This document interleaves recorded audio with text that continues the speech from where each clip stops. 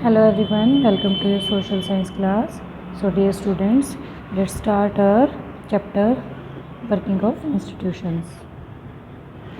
Today we will discuss about distinguish between political executive and permanent executive.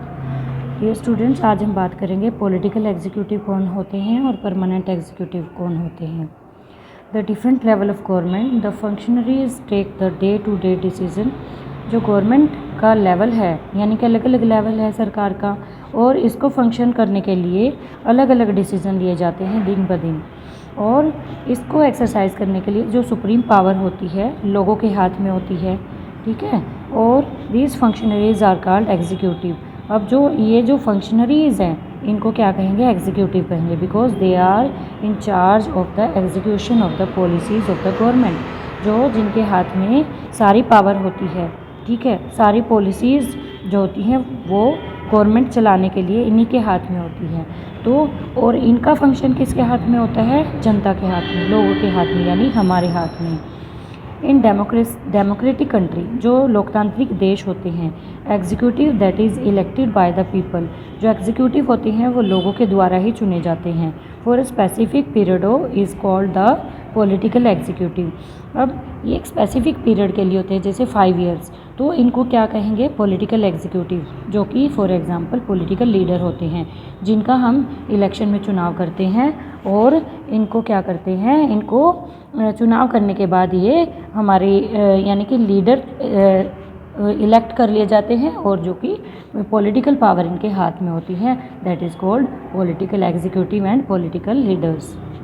Next is people who are appointed on a long term, जो लोग जो लंबे समय के लिए appoint किए जाते हैं उनको क्या कहेंगे? Permanent executive. नाम से ही पता चलता है परमानेंट. और ये परमानेंट एग्जीक्यूटिव भी कहलाते हैं और सिविल सर्वेंट भी कहलाते हैं, जैसे कि for example IAS, IPS, government officers. तो ये होते हैं हमारे परमानेंट एग्जीक्यूटिव.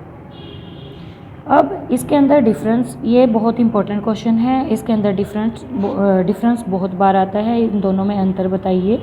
जो मैंने अभी आपको एक्सप्लेन किया था कि जो पॉलिटिकल एग्जीक्यूटिव होते हैं वो जनता के द्वारा इलेक्शन चुनाव में पार्टिसिपेट करना, अपना वोट डालना, वोट के द्वारा उनका चुनाव करना. और जो परमानेंट एग्जीक्यूटिव है, सिविल सर्वेंट है, ये सैलरीड होते हैं, इनको मंथली सैलरी पे होते हैं, और ये परमानेंट एग्जीक्यूटिव कहलाते हैं, और ये अपॉइंट किए जाते हैं लंबे समय के लिए. और जो पॉलिटिकल एग्जीक्यूटिव है, एक इनका टाइम पीरियड होता है, जैसे 5 ईयर्स. एग्जाम्पल के तौर पे मैंने बताया पॉलिटिकल लीडर्स हैं, जैसे प्राइम मिनिस्टर हैं, काउंसिल ऑफ मिनिस्टर्स हैं, ये सारे हमारे पॉलिटिकल एग्जीक्यूटिव में आएंगे. और परमानेंट एग्जीक्यूटिव जो है IAS, IPS, IFS, इंडियन जो हमारे जितने भी ऑफिसर्स होते हैं वो इसके अंदर आते हैं. इसके बाद है जो they remain in office only so long they command the confidence of the majority member of the parliament. जो क्या करते हैं? Political executive member of parliament होते हैं, और ये अपने जो पूरे कॉन्फिडेंस के साथ कमांड करते हैं, और इनका ये ऑफिस में इनको यानी कि रहना होता है जब तक इनका टाइम पीरियड होता है, जितने समय के लिए इनका टाइम पीरियड होता है. और जो हमारे परमानेंट एग्जीक्यूटिव हैं ये भी they remain in office even when they ruling party changes. जब रूलिंग पार्टी चेंज होती है तब भी ये ऑफिस में रिमेन रहते हैं. परंतु जो पॉलिटिकल एग्जीक्यूटिव है वो जब तक रहते हैं जब तक उनकी यानी कि वो सत्ता में हैं. सत्ता से यानी कि उनके जब जैसे ही उनका टाइम पीरियड ओवर हो जाता है तो उनको छोड़ना पड़ता है, लेकिन परमानेंट एग्जीक्यूटिव को वो छोड़ना नहीं पड़ता, ठीक है. तो इसीलिए इनका जो टेन्योर होता है वो फिक्स होता है. इसके बाद है ये आंसरेबल हैं लोगों के लिए, जो पॉलिटिकल एग्जीक्यूटिव हैं, क्योंकि जनता ने उनको वोट डाल के चुना है, इसीलिए वो जनता के लिए क्या हैं? आंसरेबल हैं. और इसके बाद जो है जो परमानेंट एग्जीक्यूटिव हैं, they are not answerable to the people, वो जनता को कोई जवाबदेह नहीं है.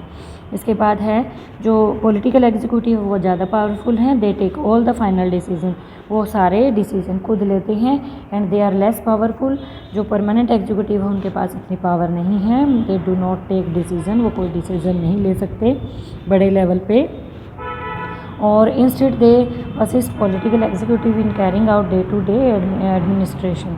वो जो डे टू डे एडमिनिस्ट्रेशन में जो भी बदलाव होते हैं, जो भी चेंजेस आते हैं, जो पॉलिसीज़ लागू की जाती है, वो पॉलिटिकल एग्जीक्यूटिव लागू करते हैं, जबकि परमानेंट एग्जीक्यूटिव उनके अंडर काम करते हैं और उन्हीं के अकॉर्डिंग काम करते हैं। ठीक है डियर स्टूडेंट्स। आगे है appointments made by the president of India. अब जो प्रेसिडेंट ऑफ इंडिया है उनके द्वारा कौन कौन अपॉइंट किए जाते हैं। सबसे पहले तो ही और शी यानी कि कोई भी है, मेल या फीमेल, जो जस्टिस ऑफ इंडिया है वो उनके द्वारा अपॉइंट किए जाते हैं। जजेस ऑफ सुप्रीम कोर्ट उनके द्वारा अपॉइंट किए जाते हैं। हाई कोर्ट के भी जितने भी जजेस हैं वो भी उनके द्वारा, स्टेट के जितने भी जजेस होते हैं वो प्रेसिडेंट के द्वारा चुने जाते हैं, अपॉइंट किए जाते हैं। And he appoints the prime minister of India. वो जो प्रेसिडेंट होते हैं वही प्राइम मिनिस्टर को भी अपॉइंट करते हैं और दूसरे मिनिस्टर को भी क्या करते हैं, अपॉइंट करते हैं और प्राइम मिनिस्टर की एडवाइस पे अपॉइंट करते हैं। He appoints the governors of states के जितने भी गवर्नर्स होते हैं, जितने भी सभी राज्यों के गवर्नर होते हैं उनको भी अपॉइंट किया जाता है। ही अपॉइंट्स द इलेक्शन कमिश्नर। जो इलेक्शन कमीशन है हमारी, उनका जो इलेक्शन कमिश्नर होता है उसको भी अपॉइंट किया जाता है। And ambassadors to other countries, जो दूसरी कंट्रीज़ के एम्बेसडर्स होते हैं उनको भी उनके द्वारा प्रेसिडेंट के द्वारा इलेक्ट किया जाता है। Different types of council of minister. अब कितने प्रकार के होते हैं council of minister. Council of minister is the official name, ये एक ऑफिशियल नेम है for the body that include all ministers. इसके अंदर सारे मिनिस्टर इंक्लूड होते हैं। It usually has 60 to 80 ministers of different task. अलग अलग डिपार्टमेंट के अलग अलग कार्यरत जो मिनिस्टर्स होते हैं 60 से 80 तक उनके पास मिनिस्टर्स होते हैं काउंसिल ऑफ मिनिस्टर्स के अंदर। सबसे पहले हम बात करेंगे cabinet ministers. Usually top level leaders of the ruling party, जो रूलिंग पार्टी है जैसे कि बीजेपी है, अब उसके जो टॉप लीडर्स हैं वो who are in charge of the major ministers, जो क्या है मेजर मिनिस्टर्स के इंचार्ज होते हैं। और वो यूजुअली क्या होते हैं, कैबिनेट मिनिस्टर से मिलते हैं, जो कैबिनेट मिनिस्टर होते हैं उनसे मिलते हैं to take decision the name of the council minister. तो वो ही सिलेक्ट करते हैं कि वो ही क्या डिसीज़न लेना है क्या नहीं। कैबिनेट मिनिस्टर्स ही क्या करेंगे, काउंसिल मिनिस्टर्स को यानी कि डिसीज़न अपना सुनाते हैं। एंड कैबिनेट इज़ दस the inner ring of the council minister.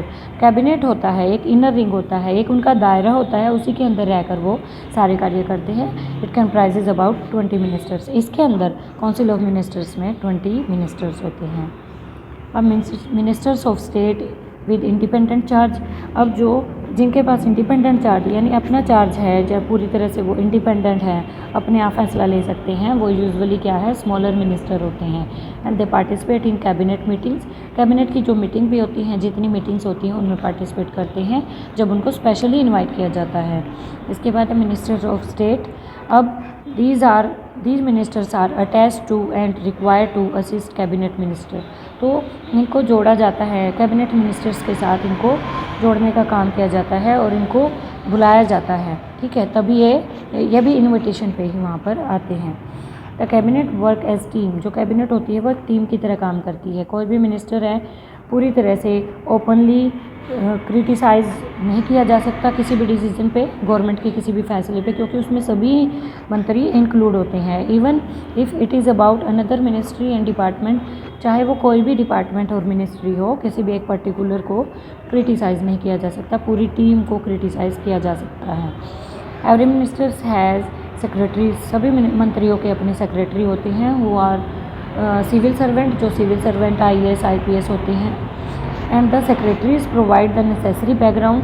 अब जो सेक्रेटरीज होते हैं उनको नेसेसरी बैकग्राउंड दी जाती है, यानी कि इंफॉर्मेशन है, जैसे कि information to the ministries to take decision, तो उन्हीं के द्वारा सारी जानकारी आगे भेजी जाती है मंत्रियों के पास। ठीक है, कि क्या फैसला लेना है क्या नहीं लेना है। अब जो प्राइम मिनिस्टर की पावर है उसकी बात हम करेंगे। The prime minister is the most important political institutions of the country in the country. Prime minister है वो बहुत बड़ा एक पद है जो कि प्राइम मिनिस्टर का पद है। जो प्रेसिडेंट जो होता है वो अपॉइंट करता है प्राइम मिनिस्टर को। प्राइम मिनिस्टर जो है कोई भी फिक्स टेन्योर नहीं होता इसका। एंड कॉन्टीन्यूअस इन पावर, ये पावर में कंटिन्यू होता है so long as remain the leader for the majority party and और कोलिएशन।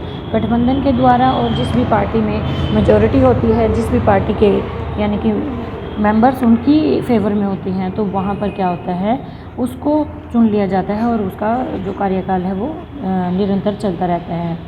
ही चेयर्स कैबिनेट मीटिंग, जो प्राइम मिनिस्टर प्रधानमंत्री होता है वो कैबिनेट की मीटिंग्स को सेट करता है और बुलाता है मंत्रियों को मीटिंग के लिए।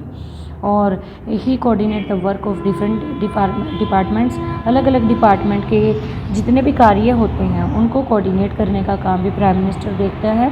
जो उसके फैसले होते हैं वो भी फाइनल होते हैं, ठीक है। तो इन केस डिसएग्रीमेंट अगर लगता है तो किसी भी डिपार्टमेंट में, तो उनका डिसीजन ही अंतिम होता है, उनका निर्णय अंतिम माना जाता है। Exercises general supervision of different minister, तो वो सभी मंत्रियों पर निगरानी का काम करता है, सभी मंत्रियों के कार्यों को सुपरवाइज करता है। और all minister work under his leadership, जितने भी मंत्री होते हैं उनके अंडर रहकर कार्य करते हैं। So dear students, we will continue this chapter in our next video. Thank you.